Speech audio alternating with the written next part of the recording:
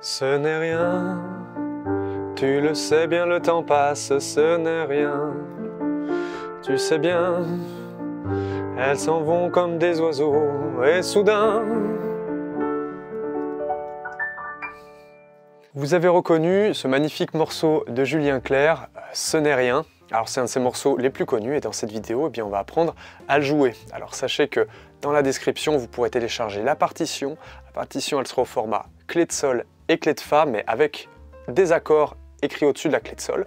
C'est si vous avez du mal à lire la clé de fa. Et puis avec tout cela, il y a l'aide-mémoire des accords qui vont être utilisés pour accompagner la mélodie à la main gauche. Voilà, si vous voulez lire les accords, juste au-dessus, vous avez l'aide-mémoire des accords. En plus de ça, vous avez une formation offerte pour apprendre à bien lire les accords avec la clé de sol, ce qu'on appelle les lead sheets. Et puis n'oubliez pas que si vous voulez des cours individualisés en visio avec moi et si vous voulez avoir accès à tous mes logiciels et mes formations pour pouvoir vous accompagner en chantant, improviser du blues, improviser du jazz, et puis apprendre le piano classique et travailler votre oreille relative avec la méthode des degrés et des intervalles. Tout est en description pour pouvoir avoir plus d'informations et vous procurer mes cours en ligne. On va passer maintenant au tutoriel de cette chanson. Je vais vous expliquer dans un premier temps comment accompagner à la main gauche cette magnifique mélodie que nous avons et ensuite on analysera le morceau. On analysera les accords, pourquoi est-ce qu'ils s'enchaînent de telle ou telle manière, ça nous fera faire de l'analyse harmonique. Voilà, vous commencez à avoir l'habitude de ce format. C'est parti. Donc, nous avons la partition. Sur la première mesure, nous n'avons pas d'accord, ça va faire OK, comme ceci. Donc, et après, les arpèges que nous allons faire à la main gauche, ça va être sur le premier temps. Et ça, vous commencez à avoir l'habitude, si vous suivez mon contenu, eh bien, ça va être des arpèges à main gauche, c'est des chansons que je sélectionne qui vont très bien avec ce type d'accompagnement et c'est pas mal de bien savoir le faire parce que c'est la base de tous les accompagnements lorsqu'on fait du piano. Donc on va avoir un accord de si bémol majeur comme ceci avec, on ne va pas jouer la note de ré ici, la note de ré on va la chauffer au-dessus comme ceci. La main va faire ce mouvement, je vous le fais plus doucement et n'hésitez pas à passer la vidéo au ralenti comme ceci. Donc au lieu d'arpéger comme ça, on va sauter le ré et aller ici. Et on va jouer sur le premier temps de la mesure 2, que l'on peut voir ici. OK? Après, sur le troisième temps de la mesure 2, on va avoir l'accord de sol mineur, comme ceci. Donc on va enlever la deuxième note de l'accord, qu'on appelle la tierce mineure dans le cas présent, pour la choper au-dessus. Donc le si bémol ici. Et on va le choper au-dessus. OK. La clé de fa peut être une indication rythmique pour pouvoir placer vos accords par rapport à la mélodie. Et bien sûr, si vous avez du mal à lire la clé de fa pour pouvoir bien synchroniser les mains, il y a la partition interactive qui est disponible dans la description en téléchargement gratuit. C'est une partition, alors elle est super, vous pouvez faire des petites boucles pour pouvoir bien voir mes mains qui tournent en boucle pour pouvoir les imiter et vous avez moi qui joue avec la partition qui défile, enfin bon bref, c'est le panard, tout est en description. Et voilà, comme ceci. Après à la mesure 3, là faut bien, ce qui est pas mal c'est que dans ce morceau, ça va être extrêmement symétrique, la façon dont les arpèges de la main gauche et la mélodie de la main droite vont se coordonner. Typiquement à la mesure 3, on remarque très bien qu'il va y avoir une note de la mélodie qui va tomber pile poil en dessous des arpèges de la main droite pour une note à la main gauche, quoi. Vous voyez ?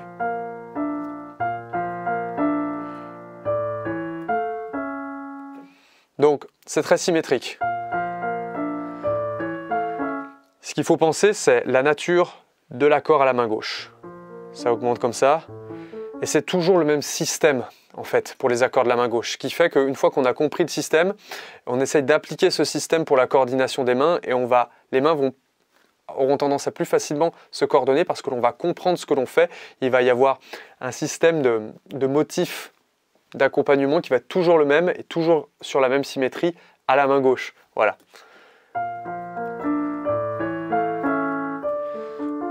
Puis après, voilà, il n'y a pas trop de surprises.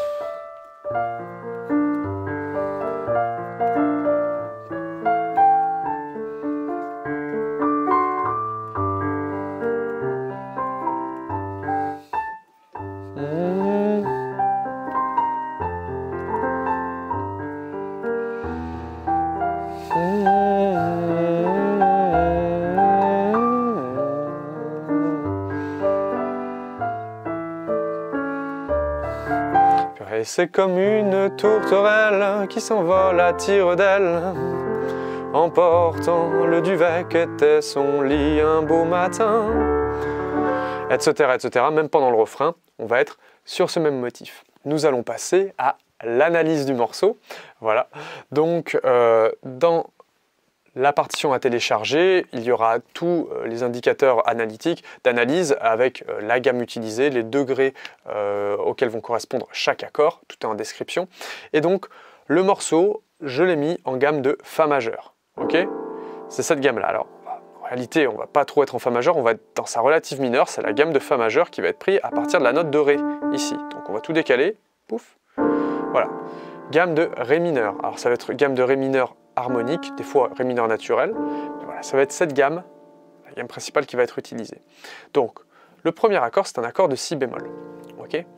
Alors, cet accord de Si bémol, ça va être l'accord numéro 6 de la gamme de Ré mineur. 1, 2, 3, 4, 5, 6.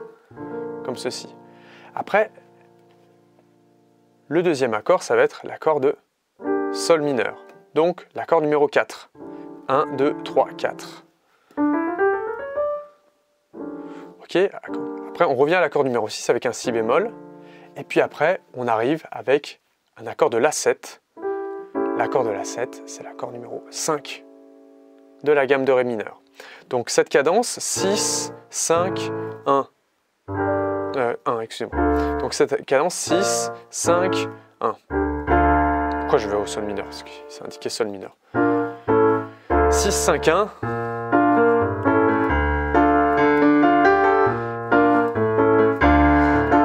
C'est une cadence qui est utilisée dans énormément de morceaux et elle est vraiment magnifique. Voilà. Ensuite, on retourne avec l'accord mesure 5 de Si bémol. Après, on arrive avec l'accord de Sol mineur, toujours à la mesure 5, accord numéro 4. Après, mesure 6, accord de Si bémol. Et après, accord numéro 5, accord numéro 1. En fait, on va jongler entre le 6 et le 4. Ça crée une petite espèce d'état, pas trop tendu, mais un petit peu quand même, en tout cas non résolu.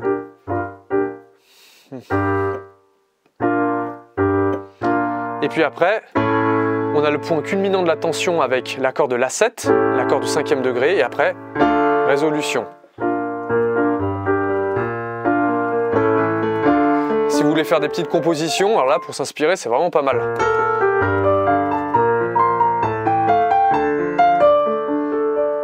Je fais une petite improvisation. Ensuite, on va arriver à la mesure 7. Alors à la mesure 7, notre accord de Ré mineur, il va se transformer en accord de Ré majeur. Ça pourrait même être un accord de Ré 7, mais simplement on va simplement appeler Ré majeur. Alors ce qui se passe ici, sur la deuxième partie de la mesure 7, c'est que l'on va moduler en gamme de Fa majeur. Avant, on était en gamme de Ré mineur, et là on arrive en gamme de Fa majeur. Voilà. Il va quasiment y avoir les mêmes notes entre la gamme de Ré mineur et de Fa majeur, c'est des gammes qui sont cousines, ok. Mais présentement, on va considérer qu'on est en gamme de Fa majeur. Pourquoi est-ce qu'un accord de Ré majeur embrayerait sur la gamme de Fa majeur? Parce qu'en fait, cet accord de Ré majeur, eh bien, c'est une approche de l'accord numéro 2 de la gamme de Fa majeur. L'accord numéro 2 de la gamme de Fa majeur, c'est l'accord de Sol mineur qui vient juste après, mesure 8. Ok? Donc l'accord de Ré majeur, dominante secondaire, 5 du 2, qui arrive sur le Sol mineur, qui arrive ensuite après sur le Do 7, 5e degré de la gamme de Fa majeur, et après, 1er degré de la gamme de Fa majeur, à la mesure 9. Nous le voyons très bien. Donc, on a une dominante secondaire qui est très présente ici. Voilà, elle sert à ça. Dessus, on peut improviser sur une gamme de Sol mineur mélodique ascendante. Et après, on revient sur une gamme de Sol dorien. Et après, le mixolydian-do. Voilà, bref. Voilà, bon, là j'ai fait un petit détour par des modes un peu complexes, mais en tout cas voilà, on est sur cette gamme de Fa majeur. Ensuite, à la mesure 10, on va retourner dans la tonalité de Ré mineur, comme ceci, Ré mineur harmonique. Donc, on va avoir l'accord de sol majeur qui ne va plus être un deuxième degré mais un quatrième degré parce qu'on passe en gamme de ré mineur harmonique. Après on a un mi mineur 7 bémol 5 qui est l'accord ici présent, qui est le deuxième degré de la gamme de ré mineur harmonique. Après le la 7 cinquième degré et après ré mineur premier degré.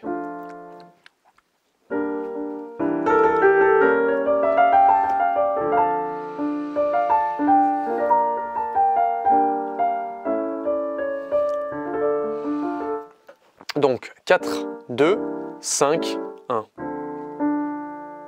Et après, mesure numéro 12, 6e degré, 4e degré, 5e degré, 1er degré. Le début du refrain, et c'est comme une tourterelle qui s'envole à tire d'aile, emportant le duvet qu'était son lit un beau matin. On va retourner en gamme de fa majeur avec mesure 14, l'accord de do 7, qui va sur l'accord de fa, premier degré, 5, 1.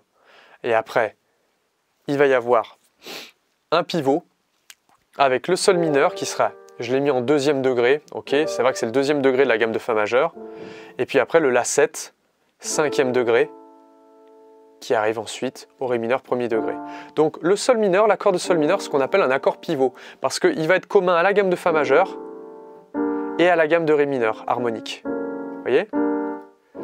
Et donc, ce deuxième degré devient un quatrième degré, la 7, cinquième degré, ré mineur premier degré. Et après, notre ré mineur se transforme en dominante secondaire, comme ceci, pour retourner sur la gamme de fa majeur, 5 du 5. C'est ce que l'on avait vu à la mesure 7, ok.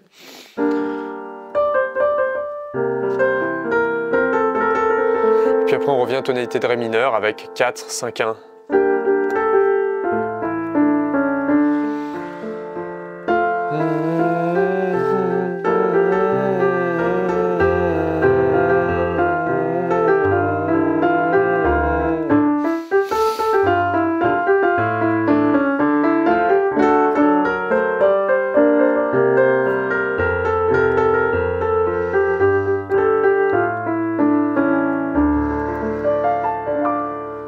Et voilà, c'est tout pour cette vidéo, c'est déjà pas mal. On se rend compte que la structure est assez intéressante. On a cette modulation à la relative majeure et la relative mineure, avec des accords pivots et avec des dominantes secondaires. Ça reste assez riche. Eh bien, Julien, voilà, donc ce morceau est très intéressant pour plein de choses. C'est aussi un morceau qui est très intéressant à apprendre à chanter parce que en fait on a ce refrain et c'est comme une tourterelle qui s'envole à tire d'aile emportant le duvet qu'était son lit un bon matin.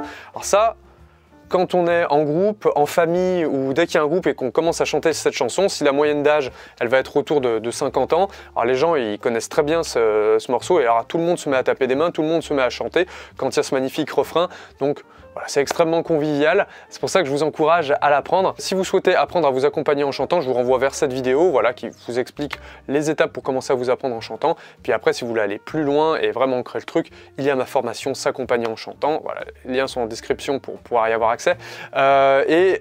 Puis voilà, moi je vous dis à bientôt pour une autre vidéo. Salut à tous!